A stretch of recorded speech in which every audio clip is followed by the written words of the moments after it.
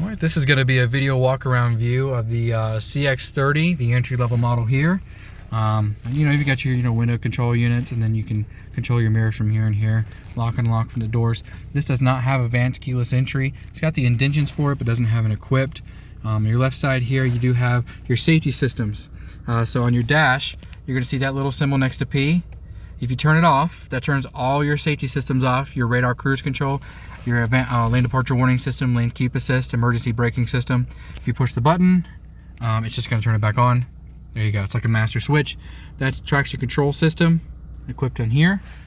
On your rear stock indicator, on your steering wheel, obviously lights, daytime runners, and then you have your regular headlights. You have auto high beams, or you have regular high beams, so you turn them on like that. There you go. And of course, if you want to flash somebody, you just pull it towards you, does that. Your dash here, as we move along, if you push this info button right here, it'll change the display in your dash. Low windshield wiper fluid, we just did a PDI on this. This is the most popular one, where you have a speedometer along with the visualization of your safety systems here. The left side's got your MPG, which you can change later. Your right side's got your dash, your distance to empty, basically. So let's see here. This car has this car has actually no miles. Normally your odometer is going to be right here, but right now you just you don't have anything right now. So because we just took this car off the truck. On your steering wheel, should be pretty self-explanatory. You've got volume here, volume down. You can push the mute. On the right side, you have skip. You can skip your favorite songs or your favorites. Source obviously changes. It's just like a TV input from AM, FM, Bluetooth, or aux, if you've got that set up.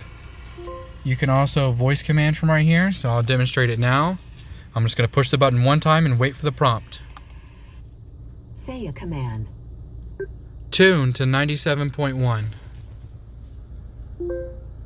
Tuning to FM 97.1. You can also use it to call somebody, send out a text message if you want to. Your Apple CarPlay, Android Auto.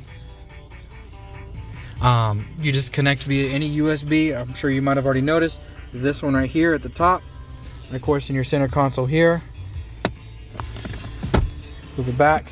You have a second USB right through here. And then of course you have a 12 volt right through there. So there we go. We're just going to close that and then slide it back forward. And there should always be a small opening right through here, just to let your cables out through so you don't crush them.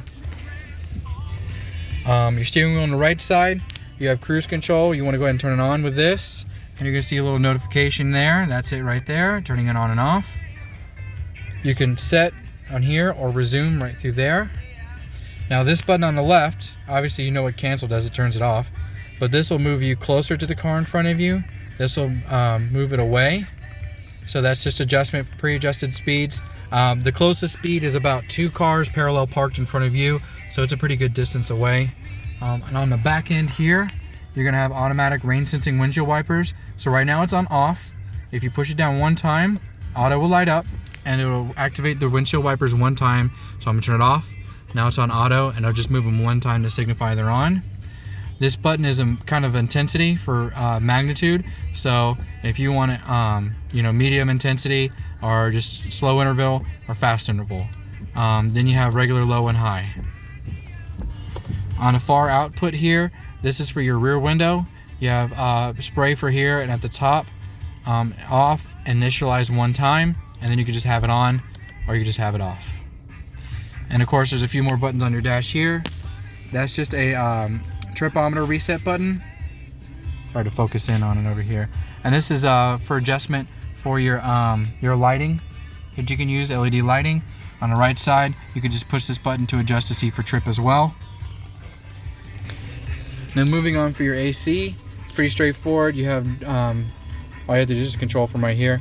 So this is just low versus high. Air conditioning needs to be on if you want any hot or cold. This is for direction. You can just push the one you like.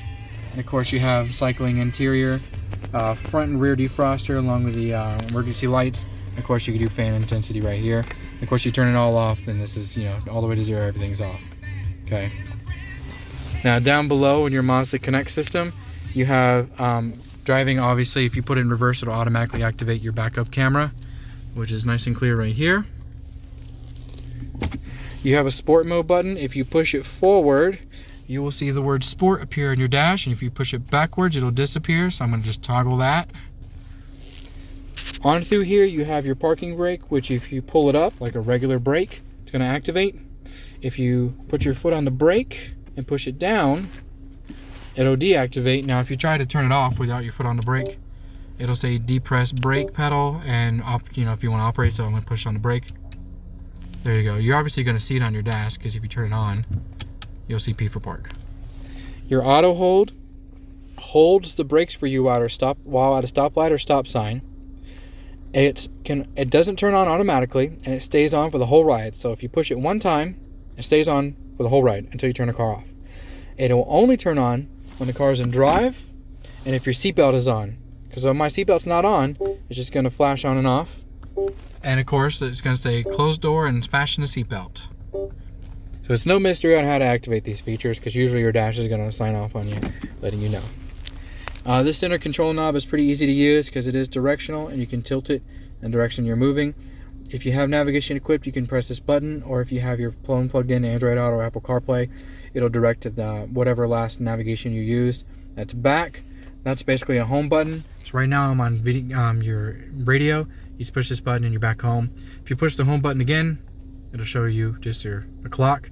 If you hold the home button, it'll take you to Apple CarPlay, Android Auto really quick. And of course, any music applications you use, since I was on radio last, it'll just take me back to the radio right through here. You can hold down this button on your favorite radio station to save as a favorite or contract. You can also use this to adjust your volume, and you can skip between your songs with this as well. You just tilt it to the right. And if you do this on a radio, it's just going to change radio stations for you. I don't have anything saved here so far, so nothing's going to happen. And again, I'm just going to push it. That'll mute it. Okay? So as far as Mazda Connects goes, I'm going to hit the home button. As this is your main connection here through the model you have. Entertainment, communication, information will be most important. Information is very straightforward. It's vehicle statics and metrics. What's really nice about new Mazdas is that on the right side, it'll show you everything that the menu is supposed to show you, as opposed to before it didn't really explain anything. Going through entertainment, pressing the menu button down with the big knob is really all you need to do. And then you can go through radio, FM settings. Audio settings kind of my favorite, so I can adjust a little bit more bass. I can go to treble, increase the treble. I never keep anything as 0 and 0.